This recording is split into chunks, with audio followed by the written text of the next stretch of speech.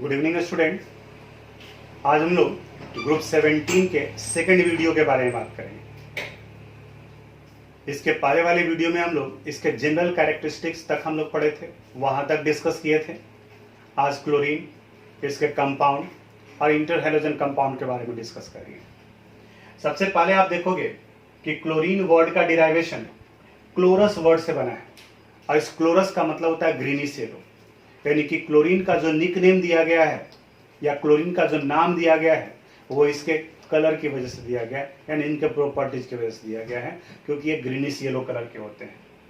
Preparation बाकी यहाँ MnO2 + 4HCl 8 give MnCl2 + Cl2, इस अनुसार से इसका बनाया जाता है। लार्ज स्केल पर इनका preparation aqueous solution of sodium chloride के इलेक्ट्रोलिसिस से किया जाता है। जब सोडियम क्लोराइड का इलेक्ट्रोलिसिस कराते हैं तब आप यहाँ देखो, कैथोड पर हाइड्रोजन का लिबरेशन होता है, एनोड पर क्लोरीन गैस का लिबरेशन होता है, और सॉल्यूशन में NaOH बचा रहता है। ये रिएक्शन आप S block element 11th class में ही पढ़े होंगे। यहाँ पर भी हुआ है। हमारा टॉपिक है क्लोरीन, यानी कि क्लोरीन NaCl के एक्वस सॉल्यूशन के इलेक्ट्रोलिसिस से होता है और इनका डिपोजिशन एनोड पर होता है। ये कॉमर्शियल मेथड हो गया। प्रॉपर्टीज ऑफ क्लोरीन में पहला पॉइंट इसके कलर से रिलेटेड है, यानी कि फिजिकल प्रॉपर्टीज से। ये वाटर में सॉल्युबल है और इनके सॉल्युबल नेचर की वजह से, इनके डिसइंफेक्टेंट प्रॉपर्टीज की वजह से ये वाटर को प्यूरिफाई करने में भी इस्तेमाल किया जाता है। इनका स्मेल पंजेंट स्मेल होता है और आप इसके स्मेल से परिचित भी होंगे। हम याद दिलाते हैं ब्लीचिंग पाउडर। ब्लीचिंग पाउडर का जो स्मेल होता है वो क्लोरीन की वजह से होता है। कैल्शियम ऑक्सीक्लोराइड है उसका कंस्टिट्यूएंट जो क्लोरीन लिबरेट करता है, और इसी क्लोरीन में डिसइंफेक्टेंट प्रॉपर्टीज होता है, यानी माइक्रोब्स को किल करने की कैपेसिटी होता है, और इसी वजह से इनका छिड़काव किया जाता है। आप अपने टैंक को साफ करने में ब्लीचिंग पाउडर यूज करते हो। क्लोरीन मेटल के साथ रिएक्ट कर मेटेलिक क्लोराइड बनाता है, नॉन मेटल के साथ रिएक्ट कर नॉन मेटेलिक क्लोराइड। क्लोरीन के केमिकल रिएक्टिविटी में किस कंपाउंड का फॉर्मेशन होगा ये कंसंट्रेशन पर भी डिपेंड करता है। जैसे यहाँ पर एक इक्वेशन आप देख रहे होंगे अपने नोट्स में, अमोनिया का रिएक्शन कराया गया है दोनों इक्वेशन में क्लोरीन के साथ में, लेकिन एक जगह नाइट्रोजन ट्राइक्लोराइड और दूसरी जगह अमोनियम क्लोराइड का फॉर्मेशन हुआ है। अब इन दोनों केमिकल रिएक्शन में डिफरेंस कहाँ पर है? इनके कंसंट्रेशन पर। अगर अमोनिया का अमाउंट ज्यादा हो, if ammonia is in excess amount then it results the formation of ammonium chloride, और अगर क्लोरीन एक्सेस अमाउंट में है then it results the formation of nitrogen trichloride, यानी कि NCl3 का फॉर्मेशन करता है। तो रिएक्टेंट ही सिर्फ प्रोडक्ट डिसाइड नहीं करता है। अब यहाँ एक बात और ध्यान में रखना है कि रिएक्टेंट का कंसंट्रेशन भी डिसाइड करता है कि कौन सा प्रोडक्ट बनेगा। आगे जब आप प्रैक्टिकल करते हो केमिस्ट्री से रिलेटेड तो ये बहुत ज़्यादा मायने रखता है, यानी कि उस जगह पर कई बार में आप देखोगे कि कोई रिएक्शन करा रहे हैं तो प्रोडक्ट बना, और सेम केमिकल सब्सटेंस से दूसरे दिन रिएक्शन करा रहे हैं तो प्रोडक्ट नहीं बना। फर्क क्या पड़ा? कंडीशन का फर्क पड़ा होगा, टेम्परेचर का फर्क पड़ा होगा, सम कैटलिस्ट के जैसे कुछ सब्सटेंस इंप्योरिटीज का फर्क पड़ा होगा, और कंसंट्रेशन का भी फर्क पड़ता है। इसके बाद इसके नीचे वाले रिएक्शन में आप देख रहे होंगे ब्लीचिंग पाउडर का preparation. Slaked lime calcium hydroxide को क्लोरीन से रिएक्शन कराते हैं, जब उसके थ्रू क्लोरीन गैस पास कराते हैं then it result the formation of calcium oxychloride and it is the constituent of bleaching powder. यह ब्लीचिंग पाउडर के कंस्टिट्यूएंट्स में आता है। क्लोरीन वाटर के साथ रिएक्ट कर हाइड्रोजन क्लोराइड का फॉर्मेशन करता है और नेसेंट ऑक्सीजन लिबरेट करता है, और इस नेसेंट ऑक्सीजन की वजह से ऑक्सीडाइजिंग एजेंट के रूप में भी ये काम करेगा, यानी कि दूसरे को ऑक्सीडाइज करने का भी काम करेगा। फिर आप देखते होंगे कि इसके इसी प्रॉपर्टीज का यूज ब्लीचिंग पाउडर में किया जाता है। ये डिक्लराइज करने का काम करता है, ये नेसेंट ऑक्सीजन इसे डिक्लराइज करने का काम करता है। लेकिन फिर आप सुने होंगे कि ब्लीचिंग पाउडर अगर यूज करते हैं तो कपड़ा खराब हो जाता है। रीजन यहाँ पर साथ में हाइड्रोक्लोरिक एसिड बन रहा है जो आपके कपड़े को डैमेज करता है। फिर एक और रिएक्शन जो क्लोरीन के ही साथ में रिएक्शन है, अभी हम लोग पढ़े थे अमोनिया का, इस जगह पर सोडियम हाइड्रोक्साइड के साथ रिएक्शन।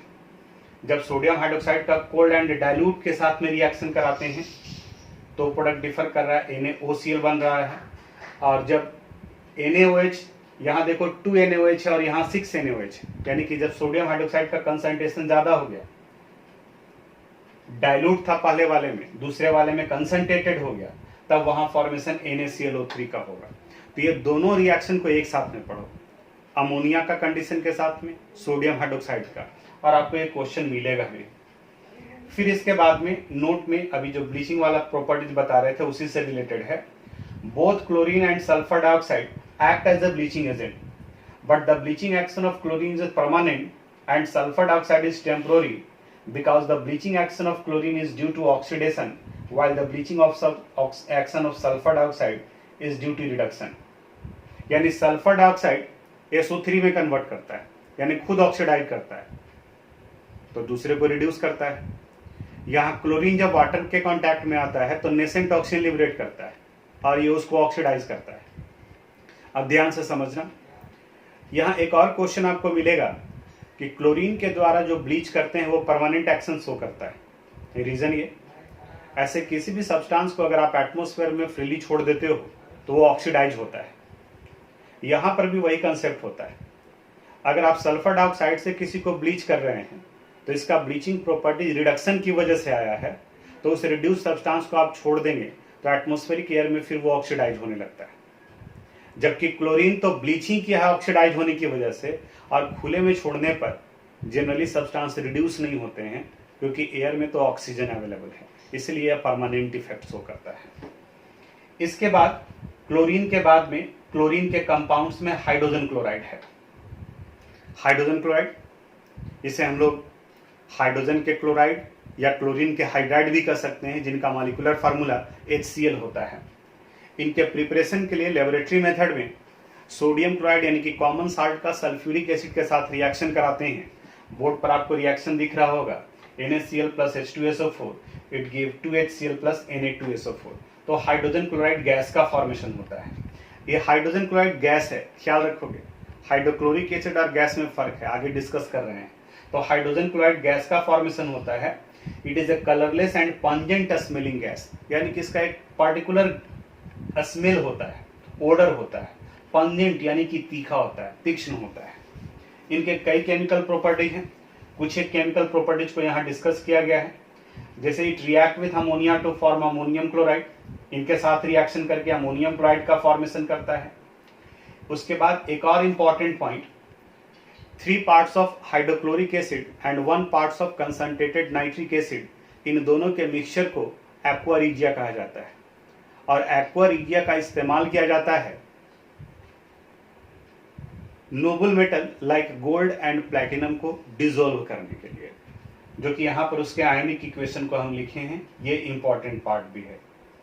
ज्वेलरी शॉप में अगर आप जाते हैं अपने पुराने ज्वेलरी को साफ कराने के लिए, तो जिस सॉल्यूशन का इस्तेमाल करते हैं वो एक्वा रिजिया होता है।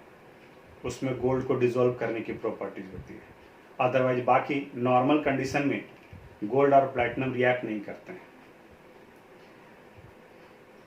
Hydrogen chloride decomposes the salt of weak acid.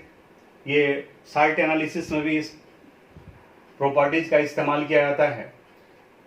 Decomposes the salt of weak acid, salt of weak acid, इसको थोड़ा समझो। 11th class chemical equilibrium chapter, salt के टाइप, साल्ट का नेचर। साल्ट का फॉर्मेशन होता है एसिड और बेस के कॉम्बिनेशन से। जैसे NaOH स्ट्रॉन्ग बेस का एग्जाम्पल है। अगर कार्बोनिक एसिड यानी कि H2CO3 लेते हैं तो वो वीक एसिड है। तो इन दोनों के मिलाने से जो साल्ट बनेगा वो स्लाइटली बेसिक नेचर का होगा। तो वही पॉइंट यहाँ लिया, decomposes the salt of weak acid and a strong base like Na2CO3 NaHCO3, और इनका रिएक्शन जब कराते हैं तब वो कार्बन डाइऑक्साइड गैस का फॉर्मेशन करता है। वहीं अगर Na2SO4 लेते तो सल्फर डाइऑक्साइड गैस का फॉर्मेशन होता। अभी हाइड्रोजन क्लोराइड बना था, हम बताए कि हाइड्रोजन क्लोराइड गैस है और हाइड्रोक्लोरिक एसिड, दोनों में फर्क कहाँ पर है। हाइड्रोजन क्लोराइड वाटर सॉल्युबल है। अगर इस गैसियस हाइड्रोजन क्लोराइड को आप वाटर में डिसॉल्व करते हैं तो इसके एक्वा सॉल्यूशन का फॉर्मेशन होता है and the aqua solution is called hydrochloric acid. बहुत इंपॉर्टेंट क्वेश्चन है, जनरली प्रैक्टिकल एग्जाम वगैरह में एक्सटर्नल ये क्वेश्चन पूछते हैं। क्योंकि स्टूडेंट कंफ्यूज रहता है कि हाइड्रोक्लोरिक एसिड का भी फार्मूला HCl और हाइड्रोजन क्लोराइड का भी फार्मूला HCl, तो दोनों सेम है, दोनों मॉलिक्यूलर फार्मूला सेम है, कंपोजिशन सेम है। फर्क क्या है, अगर हाइड्रोजन क्लोराइड कहा गया तो HCl गैस को रिप्रेजेंट करता है और हाइड्रोक्लोरिक एसिड कहा गया तो उस गैस के आपको सॉल्यूशन को करता है। हाइड्रोजन क्लोराइड के बाद में अब हम लोग आते हैं ऑक्सो एसिड ऑफ हैलोजन में।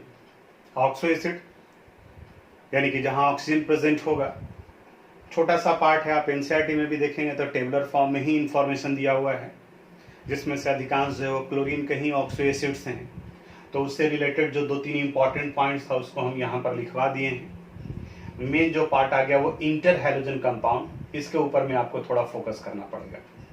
इंटर हैलोजन कंपाउंड्स जैसे हैलोजन में आ गया फ्लोरीन, क्लोरीन, ब्रोमीन और आयोडीन। अगर एक हैलोजन दूसरे हैलोजन के साथ इंटरैक्ट कर किसी कंपाउंड का फॉर्मेशन करते हैं, यानी उसे इंटर हैलोजन कंपाउंड कहा जाएगा, यानी उस बाइनरी कंपाउंड को हम लोग इंटर हैलोजन कंपाउंड कहेंगे। इस इंटर हैलोजन कंपाउंड को हम लोग generally XX-, XX-3, XX-5, XX-7 से रिप्रेजेंट करते हैं, जहां खास ध्यान रखना होगा कि ये जो X- है ये वो हैलोजन होंगे जिनका इलेक्ट्रोनिगेटिविटी ज्यादा हो और साइज छोटा हो। जैसे अगर क्लोरीन और फ्लोरीन कंबाइन कर क्वेश्चन आपसे पूछा जाए कि अगर ये इंटर हैलोजन कंपाउंड बनाते हैं XX- टाइप, तो इनका फार्मूला FCl होगा या ClF होगा। तो अभी बता आपको कि X- यानी कि जो लास्ट में लगेगा वो छोटा मेंबर होगा जिनका इलेक्ट्रोनिगेटिविटी ज्यादा होगा, क्योंकि जैसे जैसे टॉप टू बॉटम जाते हैं इलेक्ट्रोनिगेटिविटी घटता है, तो जो छोटा होगा यानी टॉप पर होंगे उन्हीं का इलेक्ट्रोनिगेटिविटी ज्यादा होगा। तो क्लोरीन और फ्लोरीन में फ्लोरीन का साइज छोटा है, तो इसलिए फार्मूला जब बनेगा तो FCl ना बन करके ClF का फॉर्मेशन होगा, इसको ध्यान में रखोगे। उसी तरह से ClF3 हो सकता है, ClF5 हो सकता है, IF7 हो सकता है, ICl7 हो सकता है, तो ये यहाँ पर है। दूसरा इसका पार्ट स्ट्रक्चर से रिलेटेड, इंटर हैलोजन कंपाउंड का स्ट्रक्चर इंपॉर्टेंट भी है। इससे related chemical bonding chapter class 11th में ही बताया गया था, जिसे आप वेस्पर थ्योरी से निकाले थे। अगर वेस्पर थ्योरी का कंसेप्ट क्लियर है तो फिर ठीक है, अगर नहीं क्लियर है तो टेबुलर फॉर्म में इसका इंफॉर्मेशन दिया हुआ है एनसीईआरटी बुक में, आप उस टेबल को नोट करोगे और वहां पर उसका शेप आप याद रखोगे। XX- है तो उसका शेप लीनियर हो जाएगा। अगर XX-3 है तो इसका मतलब इसमें 3 बॉन्ड पेयर और 2 लोन पेयर इलेक्ट्रॉन है, तो ट्राइगोनल पिरामिडल शेप हो गया, तो इसको हम लोग बेंट T शेप कहते हैं। उसी तरह से अगर XX-5 है तो इस कंडीशन में 5 बॉन्ड पेयर इलेक्ट्रॉन होगा और 1 लोन पेयर इलेक्ट्रॉन होगा। लीविस डॉट स्ट्रक्चर बना करके देखोगे तो टोटल 6, तो इलेक्ट्रॉनिक अरेंजमेंट ऑक्टाहेड्रल और शेप यहाँ पर स्क्वायर पिरामिडल आ जाएगा। और वहीं अगर XX-7 है तो 7 के केस में इलेक्ट्रॉनिक अरेंजमेंट होगा पेंटागोनल बाई पिरामिडल। ये इतना कुछ था ग्रुप 17 से रिलेटेड। ये ग्रुप 17 आपका आज कंप्लीट हो रहा है, एक क्लास लगेगा ग्रुप 18 में, इसके बाद ये पूरा P ब्लॉक एलिमेंट जो आपका कंप्लीट हो गया। Thank you.